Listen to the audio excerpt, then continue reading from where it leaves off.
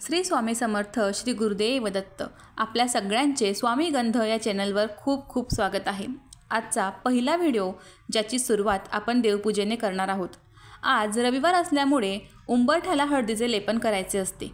त्यासाठी 2 चमचे हळद घेऊन त्यात मी गंगाजल, गोमूत्र, थोडंसं अत्तर आणि थोडंसं अष्टगंध, तुमच्याकडे जे असेल ते अष्टगंध तुम्ही घ्यायचं आहे।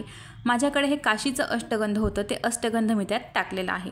त्यानंतर दिव्याची पूजा आपण करून घेणार आहोत।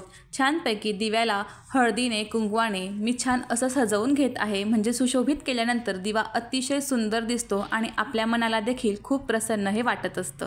तर अशा प्रकारे दिव्याचं सुशोभीकरण करून झाल्यानंतर दिवा त्याच्या स्थानावर मी ठेवून दिलेला आहे। त्यानंतर आपण आता देवपूजा करणार आहोत। तर देवपूजा करण्याची सुरुवात ही सगळ्या देवांचे जे पण काही माळा वगैरे आहेत त्या काढून घेतल्या, दिवा प्रज्वलित केला, कारण दिव्याचं स्थान हे अगोदर आपल्याला म्हणजे दिव्याला आपल्याला अगोदर मान द्यायचा असतो, कारण अग्नी प्रज्वलित केल्यानंतर अग्नीच्या साक्षीने आपल्याला पुढच्या गोष्टी ह्या करायच्या असतात। तर सगळ्यात अगोदर गणपतीचं स्नान करून घेत आहेत। तर प्रत्येक देवतेचं स्नान करताना त्या देवतेचा मी मंत्र त्या देवाला म्हणत असते। म्हणजे आता गणपतीचं आहे तर थोडंसं का असे ना, ओम गण गणपते नमः, ओम गण गणपते नमः।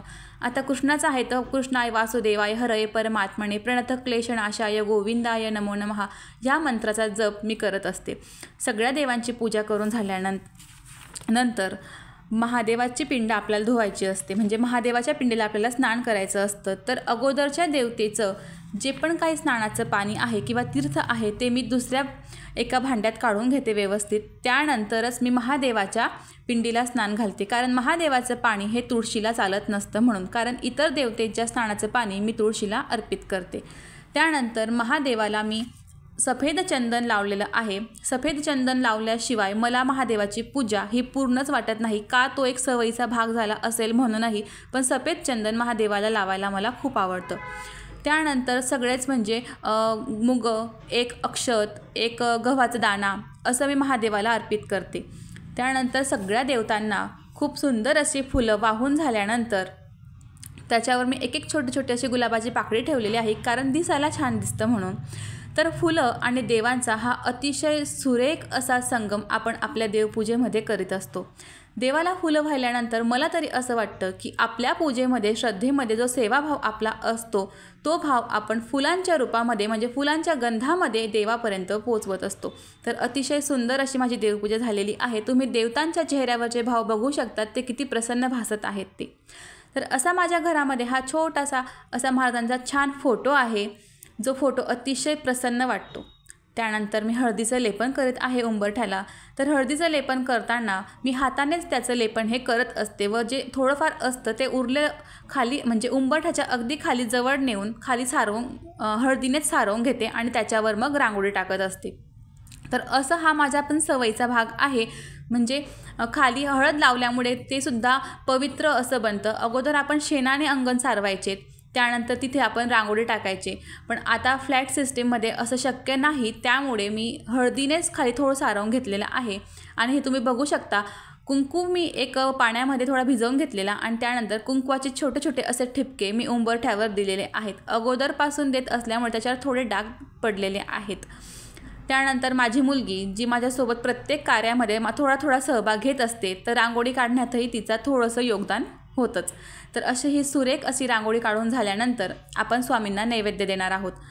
तर नैवेद्य देऊन झाल्यानंतर मी आज स्वामीचरित्र जे आहे ते वाचणार आहे, कारण स्वामीचरित्राचा मी 21 स्वामीचरित्र सारामृताचा संकल्प केलेला, तर मध्येच सुतक आल्यामुळे 13 दिवस देवपूजा झाली नव्हती।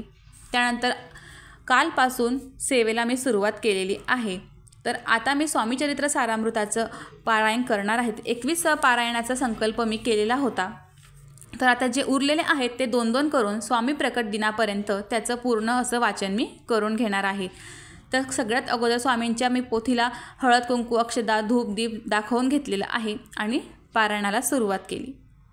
स्वामींची माझी अतिशय आवडती सेवा म्हणजे स्वामीचरित्र सारामृत। या ग्रंथाने मला जगणं शिकवलं। माझे सगळे दुःख, कष्ट ह्याच ग्रंथामुळे दूर झाले आहेत। स्वामींनी मला काय दिलं हे मी सांगू शकत नाही, पण जे दिलं ते भरभरून दिलं इतकं मात्र नक्की।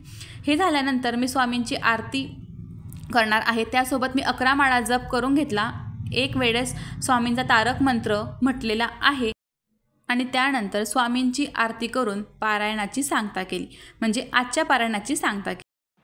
पंचप्राण हे आतुर झाले करण्या तव आरती, स्वामी करण्या तव आरती।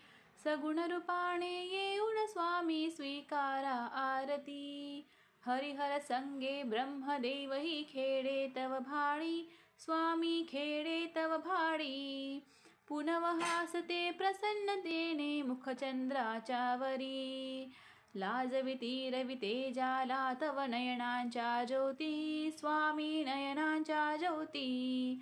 सगुण रूपाने येऊन स्वामी स्वीकारा आरती, पंचप्राण हे आतुर झाले करण्या तव आरती। तर अशी माझी आरती म्हणून झाली। तर आजची सेवा ही स्वामींच्या चरणी अर्पण करते। तुम्हाला जर व्हिडिओ आवडला असेल तर व्हिडिओला नक्की लाईक करा आणि चॅनलला सबस्क्राईब करायला विसरू नका।